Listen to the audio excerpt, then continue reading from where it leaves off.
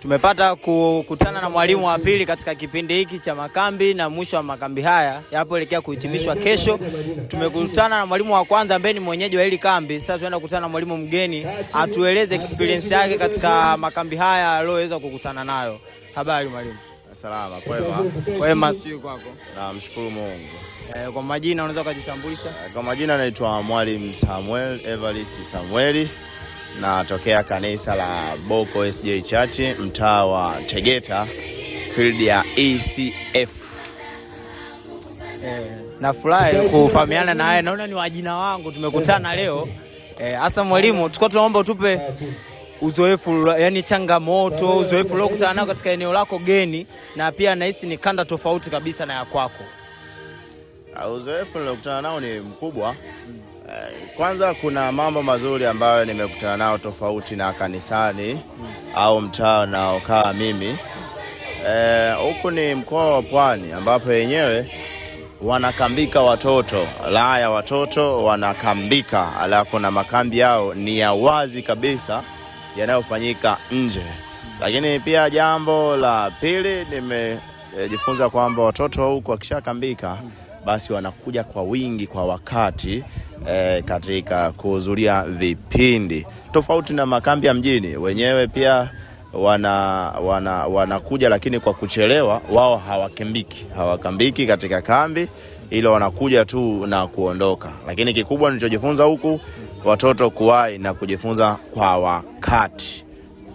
Je, changamoto uliokutana nazo kwa sababu watoto hujawahi kuwaona na pia wao hawajawahi kukuona. Kwa hiyo unavoleta kile kitu kipya, lazima kuna changamoto fulani mwalimu tu utaipata kwa sababu sio wanafunzi wako waliozoea kutokea kanisani kwako. Changamoto zipo nyingi. Moja, ule ukali wa kanisani kwako hautouonyesha. Kwa hiyo mtoto anaweza akafanya fujo ukaishia kumuonya tu kwa juu alafu ukamuacha. Lakini kama ingekuwa kanisani kwangu, ukimuonya unamuonya kidogo na bakola kama isemavyo, simnyime mtoto. Kwa hiyo changamoto ya pili, uzoefu wa kanisani kwangu au mitano na kutoka kwangu, mtaa wangu wa kanisa la mtaa wa Tegeta, yenyewe tunafanyia ndani. Makambi ya watoto tunafanyia ndani kanisani, huku makambi ya watoto tunafanyia nje ya kanisa. Kwa hiyo vumbi hapa nyewe, namshukuru Mungu, vumbi alijaniasili kivile, ila vumbi lina asili kubwa sana, sauti kukauka na mafua, na baadaye sauti kutokuwa nzuri kwa watoto. Kwa changamoto ziko nyingi. Wengine watoto kula kushiba kupitiliza inapelekea mpaka kulala katika madarasa. Kwa hiyo changamoto ziko nyingi, kwa hizo tu naweza nikazitaja hivyo. Je, kwenye kupokea mafundisho ambao unawaletea? Mafundisho kupokea wapo, wanaelewa. Lakini sasa kuna wale wadogo kabisa, wao kwao ni michezo imekuwa mingi. Kwa hiyo inabidi utumie nguvu za ziada, nguvu kubwa sana ambayo inakufanya mpaka uchoke kwa haraka.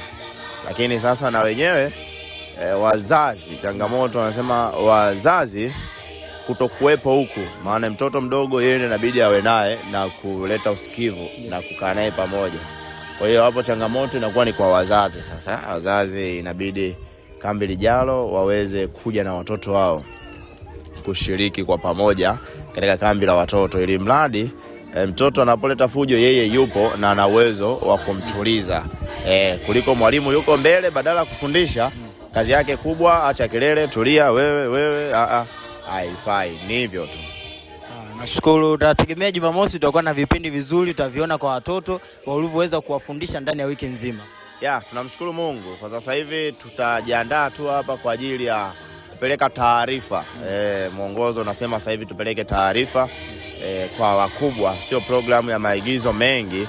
Tunawapelekea tulichojifunza kiundani zaidi, maana mwaka huu na miaka inaendelea ni tunayachimbua maandiko. Ndio maana hata katika vipindi vipo kuna kusoma Biblia, ambapo tumesoma Biblia kitabu cha Mwanzo, tumesoma Mathayo, mpaka na leo tumemalizia Ufunuo. Kwa hiyo tutaenda kuwafunulia maandiko jinsi yalivyokuwa yanasemwa, kuanzia kwa walimu na watoto walivyokuwa wanaelewa katika hayo mafundisho. Kwa hiyo wajipange wazazi na wakae mkao wa kula kusubiri jambo linalokuwepo kesho hiyo Jumamosi. Sawa, nashukuru sana na pia nafurahi kukutana na wewe. Karibu tena makambi yanayofuata. Asante, Mungu akubariki pia. Tumekutana leo na mwalimu mpya. Tunashukuru sana, tutakutana vipindi vijavyo.